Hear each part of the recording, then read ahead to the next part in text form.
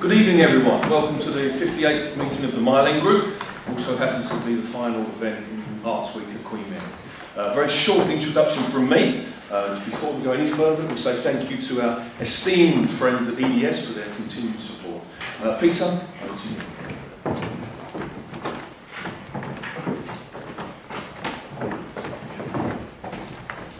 Good evening, ladies and gentlemen. The Anthony Sampson Seminar Lecture is always a great moment in the Myling Group calendar. Some of you have heard me say that before, and Sally has, so she's Sally Sampson's with us. Anthony's last seminar, I think, was to this very group, and he literally handed on the torch to the younger generation, not me, because I'm a bit late for torches, to be honest, but the younger generation here to pursue, in their own way, the anatomy tradition, the anatomy of Britain. And the resonance of the anatomy of Britain carries on. I was talking to a sixth form conference today in Westcliff-on-Sea, and the headmaster said, I showed him this wonderful book that's come out since we were last together in this seminar, Anthony's autobiography, The Anatomist, which is a trivia book, and I showed it to the headmaster, and he said, we all read it, it shaped us all. And in my age group, and much younger, everybody says that. So it's always a special evening for us, and particularly when Sally's with us, as she always is. And also, I'm delighted to introduce Robert Hazell, because we've been, I won't say doing vaudeville together for 20 years, but he left the Home Office, I couldn't remember when, it's 20 years ago today, pretty well, and moved into the free world, and made a huge difference to the Constitution. He and the Constitution Unit did all the intellectual R&D that Whitehall couldn't do before the 1997 election, because it wasn't the major government policy. And I can't think of any other example in history of where an outside group did the intellectual R&D for a huge programme of constitutional reform, or anything comparable to it, that was indeed implemented. And without Robert's prior work, it really would have been a mess. One or two of you may think it is a terrible mess, but indeed the fact that it was coherent and covered such a wide swathe is down to my dear friend here. So, and it's a pure Anthony Sampson theme as well, because he was always interested in the process and the hidden constitution and what really made things work or not in our society. So Robert, you're very welcome.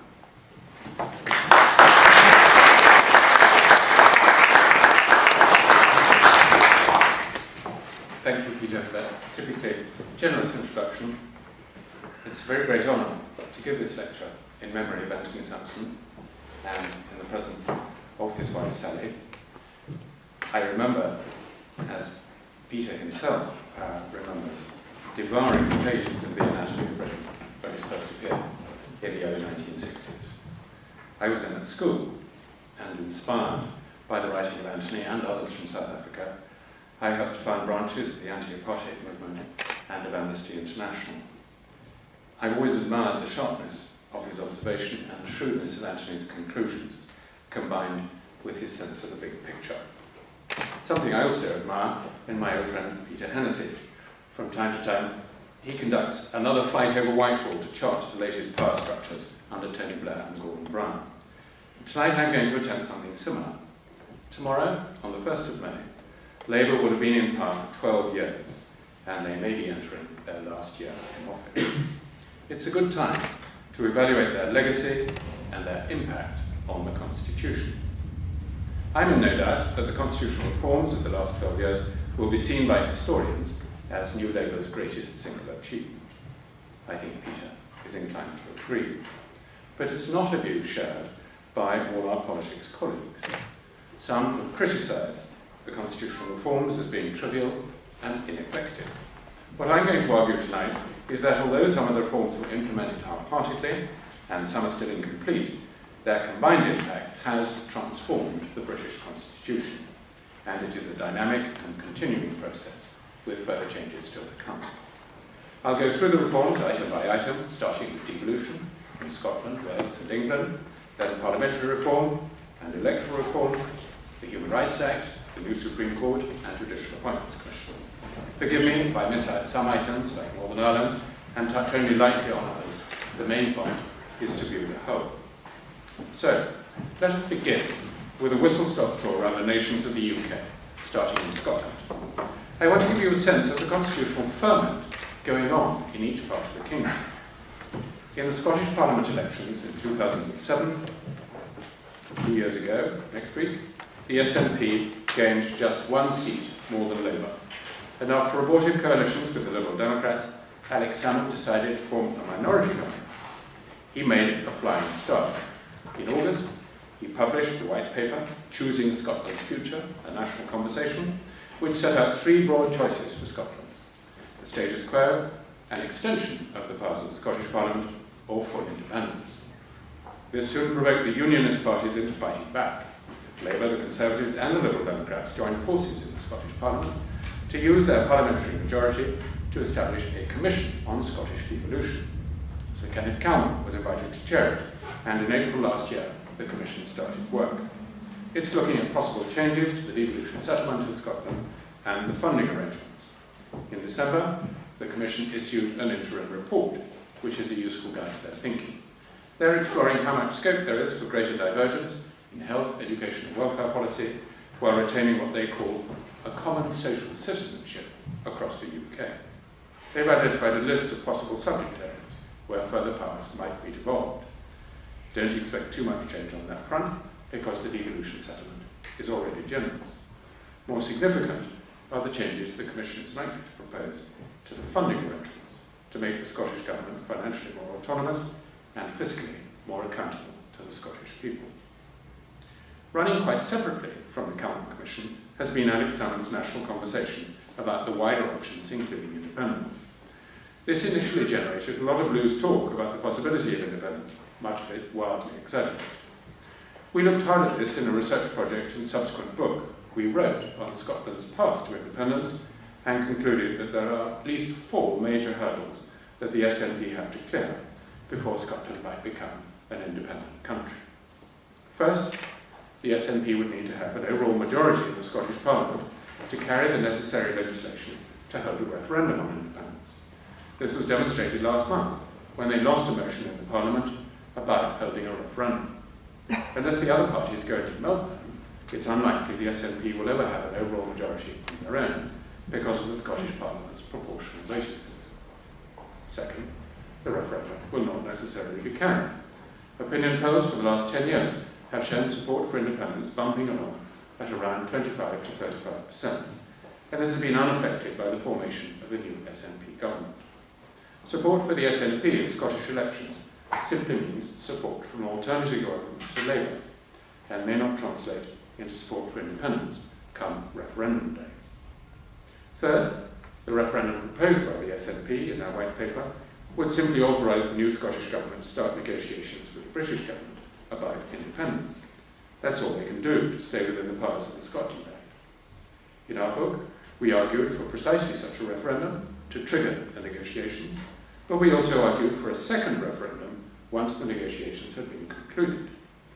The Scottish public would by then be much better informed about the implications and terms of independence, and many of the terms might prove to be unwelcome. Most unwelcome of all, we concluded that Scotland would have to reapply for membership of the EU. The fourth obstacle is that independence can only be granted by Westminster. It's not within the competence of the Scottish Parliament unilaterally to declare independence. Surprisingly, this obstacle is likely to be less challenging than the others. Successive British Prime Ministers, including staunch opponents of devolution like Margaret Thatcher and John Major, have nevertheless recognised the Scottish people's right to self-determination. So did supporters of devolution like Donald Dewar. Having long accorded that right to the people of Northern Ireland, it would be difficult to deny the same right to the people of Scotland. So the last hurdle is the lowest of all. But to reach the last hurdle, there are some much bigger ones to clear first. For the SNP, winning the Scottish elections is only the first step, and they may not manage to progress further down the long road towards independence. They will have to settle instead for the prize of governing Scotland. That is not necessarily to be spurned. It's what the Catalan and Basque nationalist parties have been doing for the last 25 years, but Catalonia and the Basque region are still part of Spain. I will touch more lightly on Wales, simply for lack of time. Here, the original devolution settlement was significantly weaker than in Scotland. The Welsh Assembly had no powers of primary legislation and remained reliant on Westminster to set the legislative framework for any significant new policies. We criticised that arrangement as weak and unstable, and too dependent on Westminster. I'm glad to report it's been completely replaced in the Government of Wales Act 2006 with a new settlement under which the Assembly will gradually acquire legislative powers, but in a tortuous and piecemeal way. The main obstacle to progress have been the diehards in the Wales Labour Party, in particular the group of Welsh Labour MPs at Westminster. But things are now speeding up. Labour did badly in the Welsh elections in 2007, winning only 26 seats in the 60-member Assembly. We now have the unusual spectacle of a coalition between Labour and Plaid Cymru. As part of the coalition agreement, Labour signed up to a joint commitment to move, as soon as practicable, to a referendum on the transfer of full legislative powers to Wales. The new Welsh Government has established an All-Wales Convention, chaired by Sir Emma Jones-Parry, to prepare the way for the referendum. Here too, there are 4 hurdles before the Assembly might receive full legislative powers. Under the terms of the 2000 Act, a referendum can only take place if approved by 2/3 of Assembly members, leaving the Labour group with an effective veto. Next, the British Government must agree to lay the necessary orders before the Westminster Parliament. Both Houses of Parliament must then give their approval. But if those 3 hurdles can be surmounted, it seems likely that by 2011, Welsh voters will have the chance of deciding whether they want their own lawmaking parliament. Opinion polls have consistently shown that the people of Wales do want lawmaking powers, so here too, the last hurdle is probably the least significant. Let us now turn to England. England is the gaping hole in the devolution settlement. We've studied the implications of devolution for England closely over the last 10 years, and in 2006 we brought our findings together in a book called The English Question. We divided the English question into 2. Whether England needs a stronger political voice to balance the louder political voice now according to Scotland and Wales, and whether England too would benefit from devolution by devolving power within England. To devolve power within England, the government's experimented with regional assemblies, city regions, and now regional ministers. Elected regional assemblies are dead for the time being, following the resounding defeat by 4-1 of the government's proposals for a North East Regional Assembly in 2004. Dead for now, but not necessarily forever. Remember what happened to devolution in Wales, where the government's proposals were also defeated by 4-1 in the first devolution referendum back in 1979. In summer 2007, as part of his new government, Gordon Brown appointed 9 new regional ministers, 1 for each of the English regions, including London. They're a group of junior ministers tasked with representing their regions of Whitehall and Westminster, while also representing central government in their regions. They fulfil these roles alongside other full-time junior ministerial posts, so their impact is unlikely to be great. My sense is they spend more time representing central government in the region rather than the other way round. They might have been checked in this tendency if Parliament had managed earlier to establish regional committees to scrutinise them, as the government intended. But the parties couldn't agree on these committees, and they've only recently been established in Parliament with Labour members only. The key question is whether this attempt to give a stronger voice to the regions proves to be a centralising or decentralising measure. I fear it's likely to be centralising because of the focus on Whitehall and Westminster, but given the Conservatives' strong opposition, it may be that regional ministers and regional committees prove rather short-lived. What about the other side of the English question, whether England as a whole needs a louder political voice? Here, the running's been made by the Conservatives, who've been searching for an answer since William Hague was their leader at the dawn of devolution 10 years ago. Hague considered 2 possible answers: an English Parliament and English votes on English laws. He flirted with the former before plumping for the latter, and in the 2001 and 2005 elections, English votes on English laws was Conservative Party policy in their manifesto. How to implement English votes on English laws has recently been considered by the Conservative Democracy Task Force, headed by Ken Clarke. Clarke has put forward a compromise proposal that Scottish MPs should not be allowed to vote at the committee and report stage of bills relating to England when the detail is discussed, but they would be allowed to vote at second reading, when the broad principle is debated, and third reading when the bill as a whole is voted on by MPs. Is this the magic answer to the Westphalian question, which has eluded all previous searchers, and can it be made to work? I don't think so. The difficulties remain formidable at both a technical and a political level. The technical difficulty is identifying those English laws on which Scottish MPs cannot vote. Strictly speaking, there's no such thing as an English law in the sense of a Westminster statute, which applies only to England. Many statutes vary in their territorial application in different parts of the Act.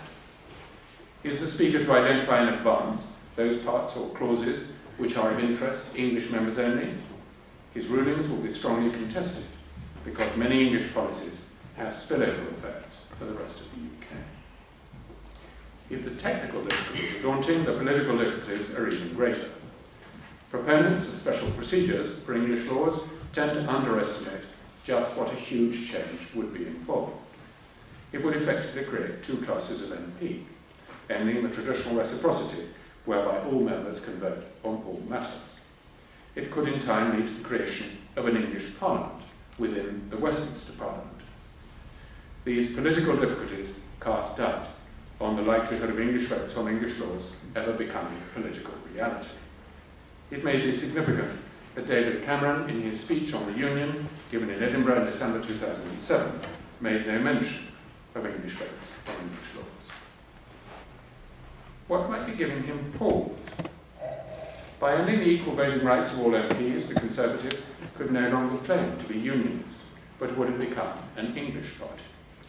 An English party does not sound like a party of government. The Conservatives might find it more expedient to reduce the numbers of Scottish and Welsh MPs, rather than to attempt the more complicated task of trying to restrict their voting rights. Research that we've done shows that Scottish and Welsh MPs have seen their workloads reduced since devolution, and I believe it would be justifiable to reduce their numbers. Following the precedent set during the first Northern Ireland Parliament, which sat from 1922 to 72, their numbers might be reduced by 1/3. It would not eliminate the possibility of Scottish and Welsh MPs voting on English laws, but it would further reduce the likelihood of their votes being able to tip the balance. David Cameron faces some difficult tactical and strategic choices in deciding whether to support Clark's proposal. English votes on English laws is far more than just a procedural issue. It's seen by some proponents, Kenneth Baker as an example, as the precursor to an English Parliament. William Hague flirted with an English Parliament in 1999 but backed away. If the Conservatives now were to embrace a policy which led to an English Parliament, the issue might conceivably split the Conservative Party, much as the Irish question split the Liberals in Gladstone's time.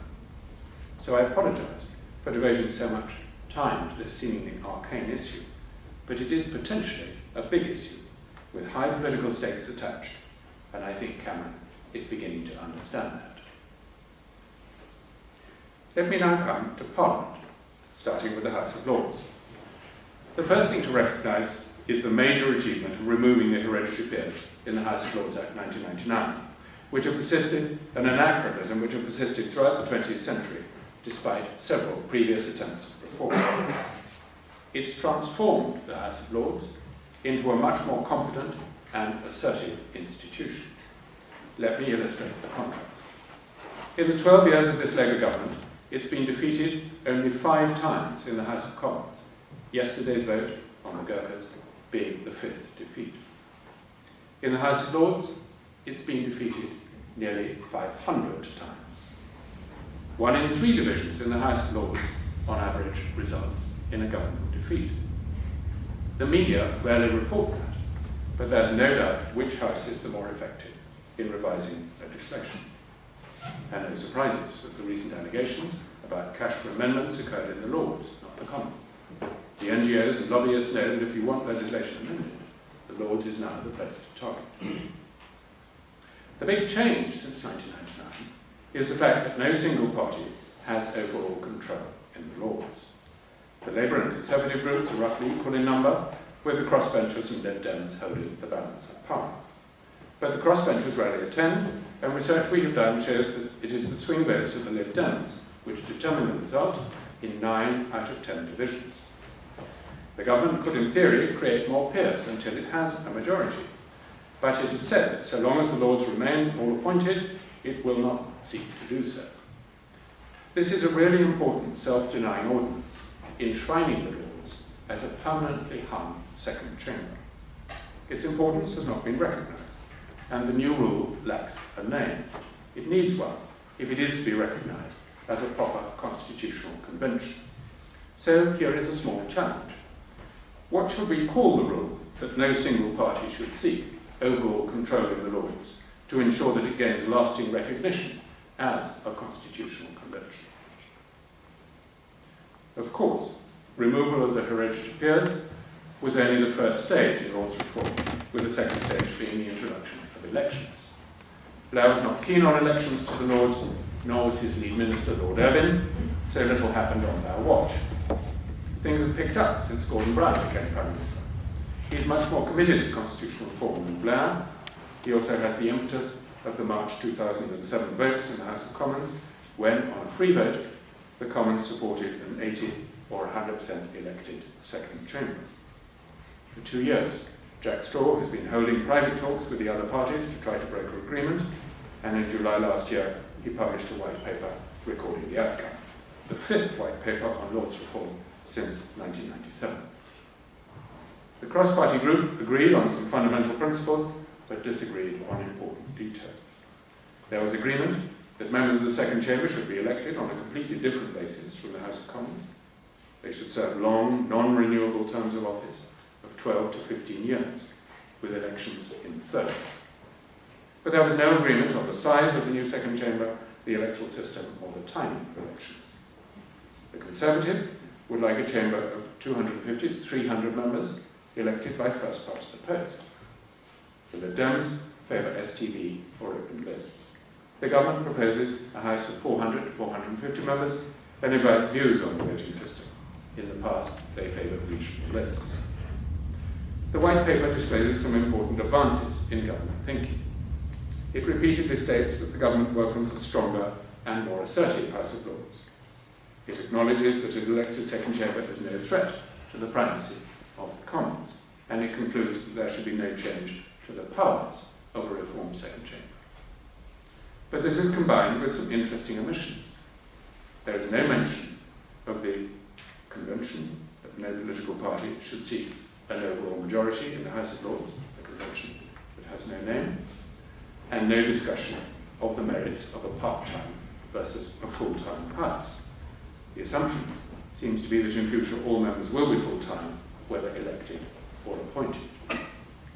What will happen in the next Parliament? Although the party's election manifestos will contain broadly similar commitments to introduce a significant elected element, there are still important differences between them. So I'm afraid there's no prospect of implementing the next stage of Lords reform with all party support. What may happen instead is further incremental reform along the lines of David Steele's bill, reintroduced this session, to put the House of Lords Appointments Commission on a statutory basis, remove the remaining hereditaries, and to allow peers to retire. So elections to the Lords will happen only in one of two circumstances.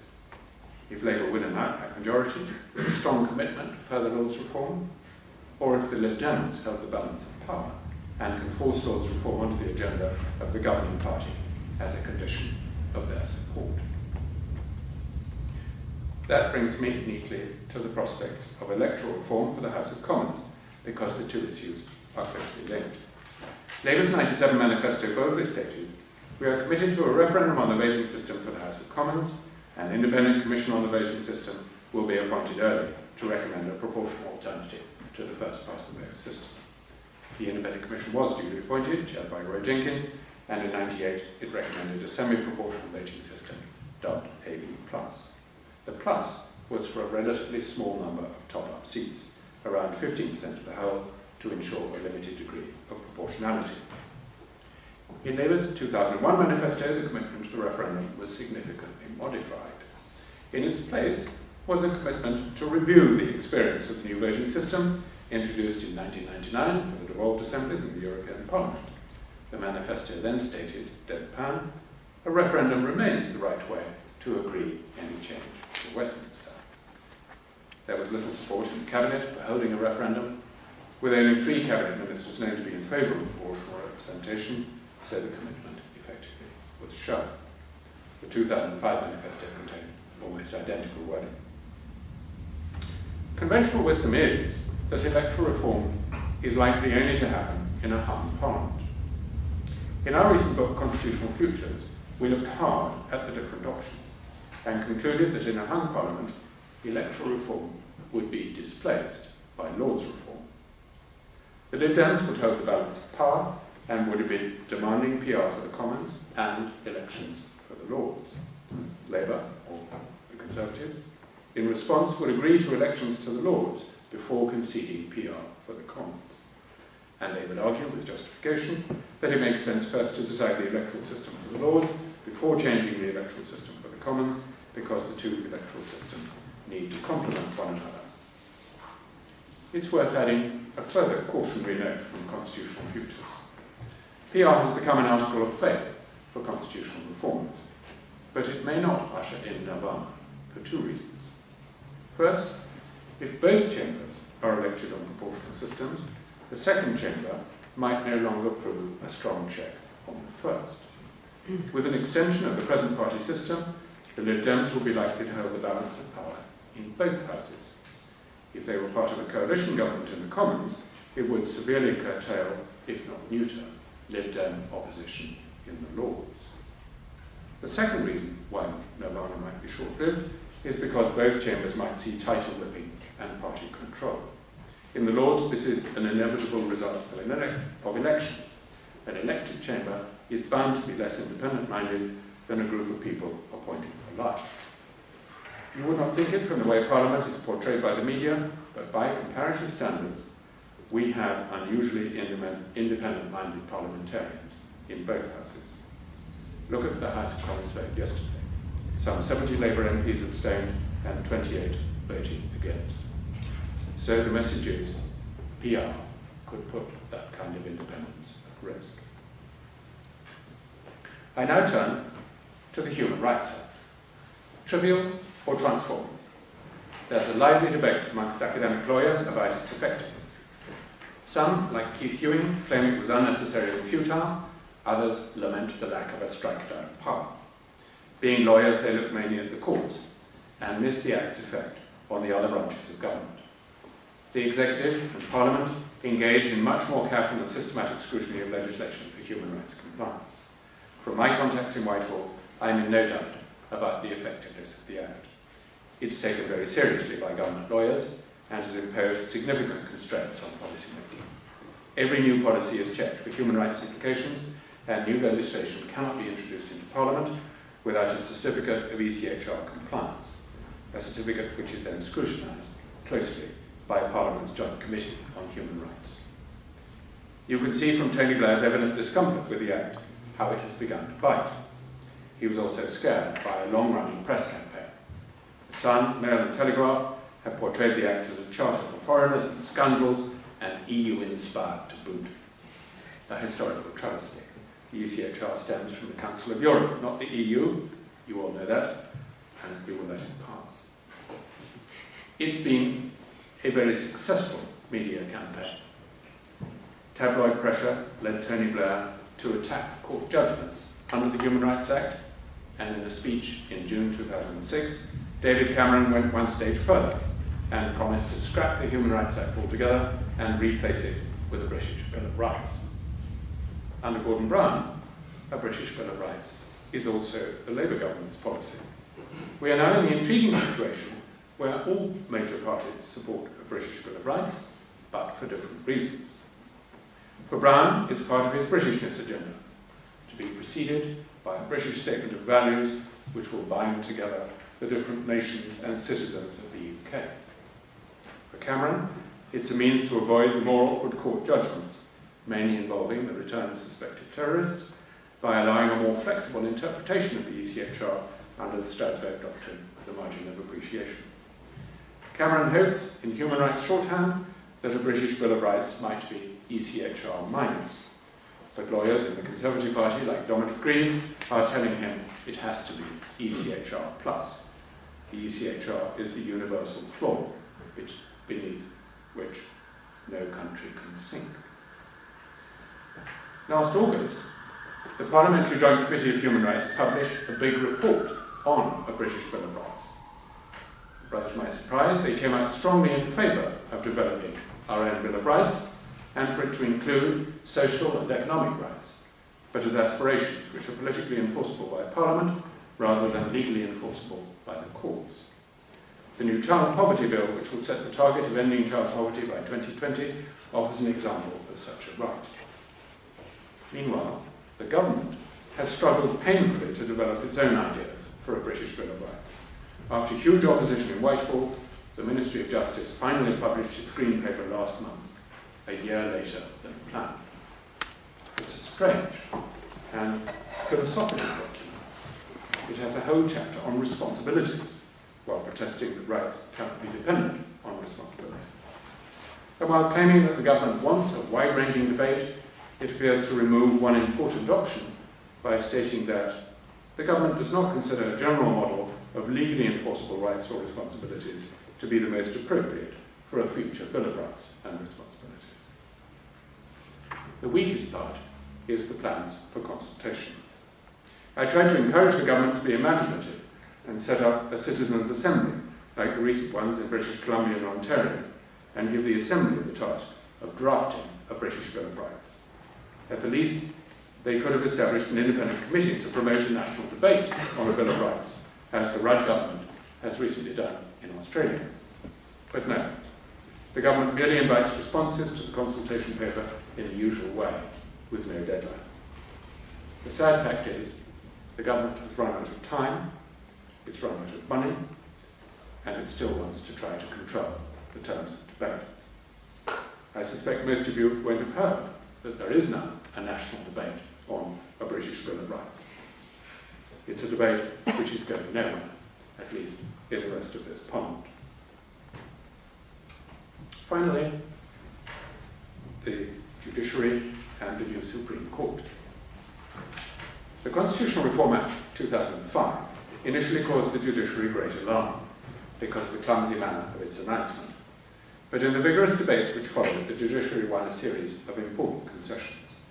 The judges do not yet acknowledge it, but they have emerged immensely stronger. The office of Lord Chancellor has been retained, with a statutory duty laid upon him to uphold the independence of the judiciary. His role as head of the judiciary has passed to the Lord Chief Justice.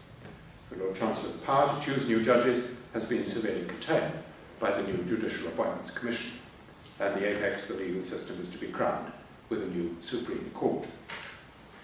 The new Supreme Court opens this October, replacing the Appellate Committee of the House of Lords. Some believe that apart from the Law Lords crossing Parliament Square to their new building, Middlesex Guildhall, nothing else will change. It's true, it will be the same judges with broadly the same jurisdiction. But the court will have a much higher profile once it's left the sheltered surroundings of the Lords. It's to have its own press officers. The Law Lords are to have more judicial assistants, and their website should be transformed. Out will go the dry list of the names of the Law Lords in order of precedence. In will come some account, I hope, of their backgrounds, and even perhaps some photographs. The 3 new Law Lords appointed last month, Lord Justice Lawrence Collins, Sir Brian Kerr, and Sir Anthony Clark, are likely to be the last appointed with almost no public notice. It's a pity there was so little public discussion. There is still only one woman amongst the 12 Law Lords, Brenda Hale. These 3 vacancies offered an opportunity to appoint more women, an opportunity that was missed. The other thing which will drive up the court's profile is its changing case mix. The new court is likely to develop a more open procedure for selecting cases. Out will go commercial and tax and private law cases to leave room for cases of constitutional importance. Human rights cases, cases about the right to die, privacy, our relationship with Europe, and devolution cases. You can see that happening already in the mushrooming of human rights cases heard by the Lords. They are now the largest single category, at around 1/4 to 1/3 of the total. All this will stimulate much greater interest in who the senior judges are and how they came to be appointed. Here I fear the reforms have taken a wrong turn. The discretion previously enjoyed by the Lord Chancellor has been drastically restricted, and from now on he is to be presented with a single name. Technically, the Judicial Appointments Commission is an advisory commission, because the Lord Chancellor can reject the name and ask the Commission to reconsider. He's never done that so far, and in practice it is an appointing commission. And it is largely the judges appointing their own. Although there's a lay chair, Baroness Prashar, and lay members, it's heavily influenced, if not dominated, by its judicial members. There's a risk of the Commission playing safe, cloning the existing judiciary in terms of their existing skills and experience, or worse still, operating Buggins' term in the most senior appointments. There was an element of Buggins' term in the 3 new law lords just appointed. I would rather the government had retained a wider discretion, with the Lord Chancellor choosing from a shortlist of, say, 3 names, and I would like to have seen the legislature operating as a further check and balance, with Parliament holding scrutiny hearings for the most senior judicial appointments, Supreme Court justices and heads of division in the Court of Appeal. It's time now to stand back and start to sum up. My whistle-stop tour has inevitably been rushed and short on detailed analysis.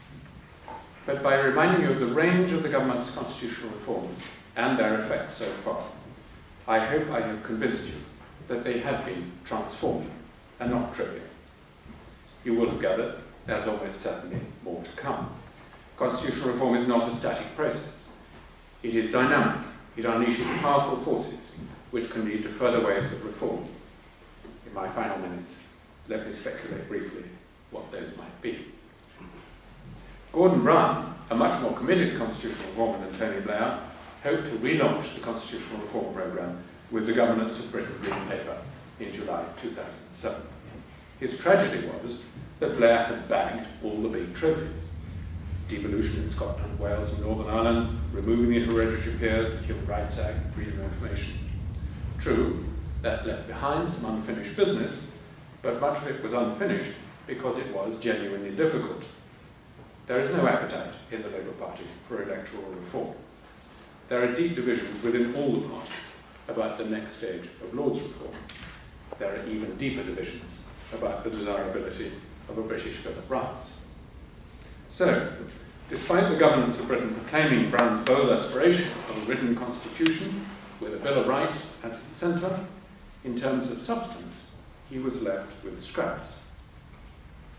Tidying up bits of the prerogative, like the power to enter into treaties, make war, and manage the civil service. His constitutional renewal bill, published in a draft last year, was rumbled by the Parliamentary Joint Committee, which scrutinised it as nothing quite so grand as the title suggested. In this session, it's not even been introduced, and the most I think we are likely to see is a civil service bill.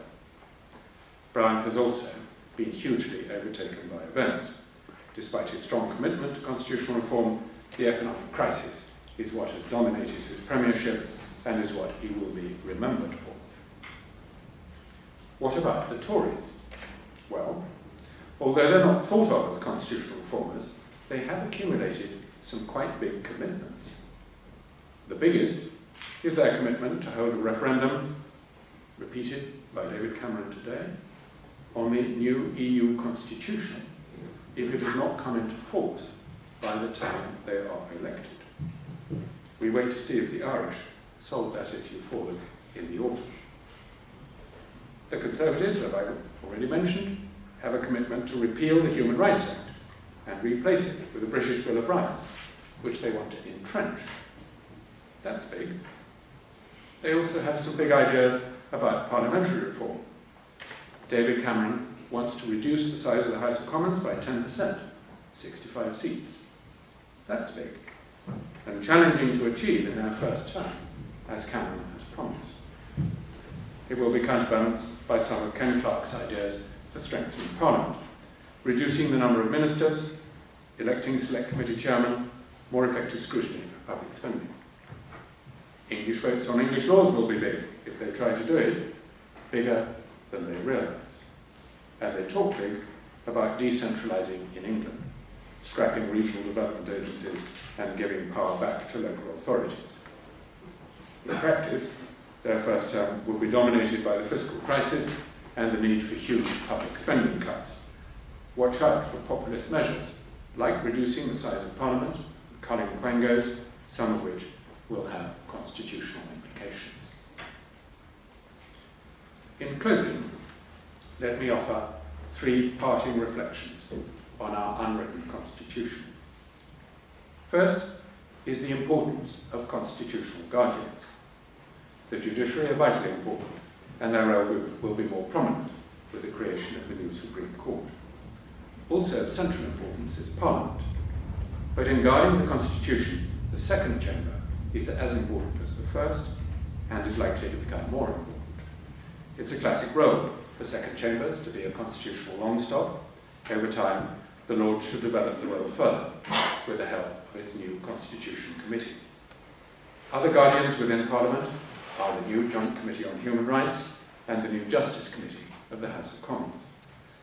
Guardians within the executive are also important, like the Committee on Standards in Public Life. That links to my next point, which is the growing importance of an array of specialist constitutional watchdogs. These have mushroomed in recent years as part of the process of constitutional reform. We now have 12 specialist constitutional watchdogs, 7 of them created in the last 10 years, 4 in the last 5 years. They include, as new ones, the Judicial Appointments Commission that I've already mentioned, the House of Lords Appointments Commission, which blew the whistle over cash for peerages, the Electoral Commission, which regulates elections and party funding, the Information Commissioner, who enforces the Freedom of Information Act, and the new Equalities and Human Rights Commission. They're a motley collection in terms of constitutional design and badly need a closer relationship with Parliament and less reliance on the executive. But that would be the subject of another lecture. Finally, the need for a written constitution. I'm often asked if I'm in favour of a written constitution, and people are surprised when I answer no. We're not going to get one, so at one level, it's futile to make the case for one. But at a deeper level, I'm not convinced it would necessarily be a go. Unwritten constitutions can be just as good as written ones, so long as they are nurtured and valued. What matters in a constitution is not so much the written text, but the underlying values, and whether people are willing to stand up and defend them. Unwritten constitutions need guardians to protect and defend them, and to explain their working and underlying values. That's a task not simply for the specialist guardians I've just described. It's a task that concerns us all. We should nurture our unwritten constitution as a precious part of our heritage. And as with the rest of our heritage, each generation should seek to pass it on in better order to the next.